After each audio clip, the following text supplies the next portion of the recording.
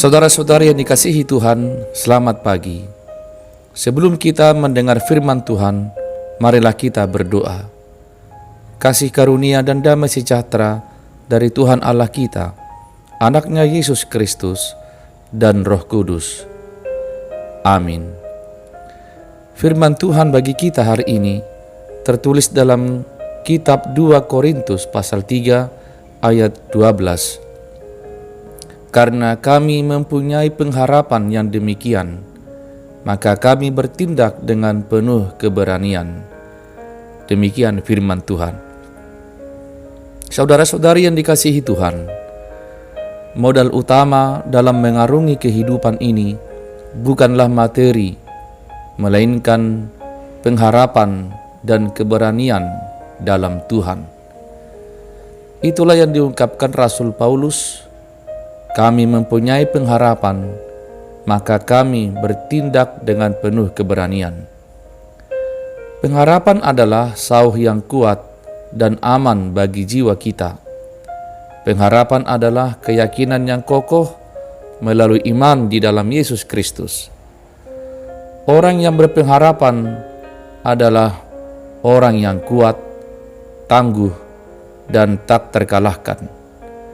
Pengharapan merupakan proses penantian terhadap hal-hal yang akan terjadi nanti dalam kehidupan kita.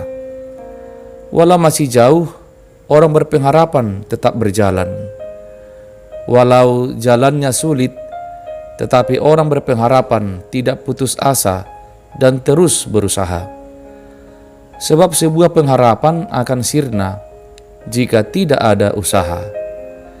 Dan usaha tidak akan ada jika tidak timbul keberanian. Keberanian adalah buah dari iman, namun perlu berhati-hati bahwa berani berbeda dengan nekat. Berani timbul karena dia yakin akan nilai yang dianutnya benar, walau kekuatannya terbatas. Dan untuk keterbatasannya, dia mengandalkan kuasa Tuhan. Sedangkan nekat itu timbul dari keputusasaan atau kehabisan akal. Walau sudah diperingatkan, tetapi tetap dilakukan. Dan biasanya orang yang nekat cenderung bersikap negatif dan mengandalkan kekuatannya sendiri. Maka orang percaya pastilah tidak takut, tidak ragu, tidak bimbang dalam melangkah atau melakukan sesuatu, melainkan penuh keberanian, kepastian, dan keyakinan dalam melakukannya. Apa yang membuatnya berani? Tentu oleh darah Yesus, orang percaya penuh keberanian. Ibrani 10 ayat 19. Saudara-saudari, itulah yang terjadi terhadap para rasul setelah menerima Roh Kudus. Mereka penuh keberanian memberitakan Injil ke segala penjuru.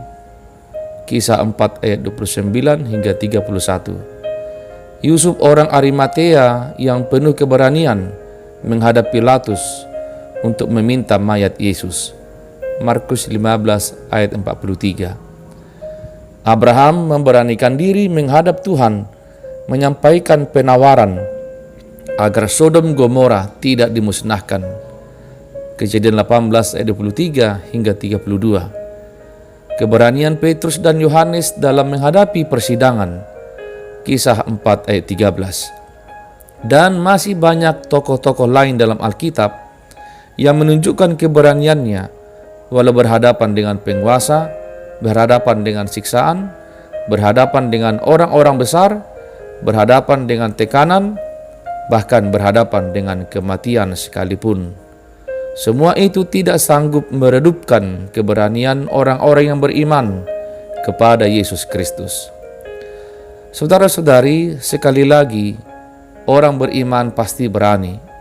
Berani memulai, berani bertanya, berani menolong, berani bersaksi, berani membangun, bahkan berani menghadapi risiko apapun.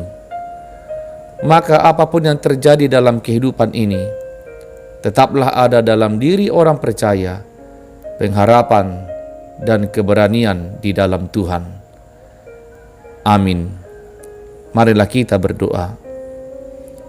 Ya Kristus Tuhan kami, terima kasih untuk perlindungan-Mu sepanjang malam dan membangunkan kami kembali pagi ini. Ya Tuhan, lindungilah kami sepanjang hari.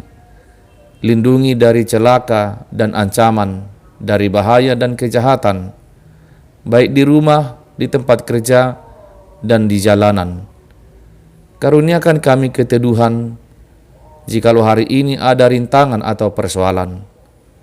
Biarlah kami ingat akan jaminan dan janji bahwa tidak ada persoalan yang Engkau dan kami tidak bisa secara bersama-sama atasi. Biarlah kami sadar bahwa banyak yang kami khawatirkan ternyata kemudian tidak terbukti. Biarlah kami ingat bahwa untuk tiap persoalan pasti terdapat jalan keluar dan pemecahan. Anugerahkanlah kami pengharapan dan keberanian setiap saat. Dalam nama-Mu Yesus kami berdoa. Amin. Saudara-saudari, selamat pagi. Selamat bekerja, selamat berkarya. Tuhan Yesus memberkati. Shalom.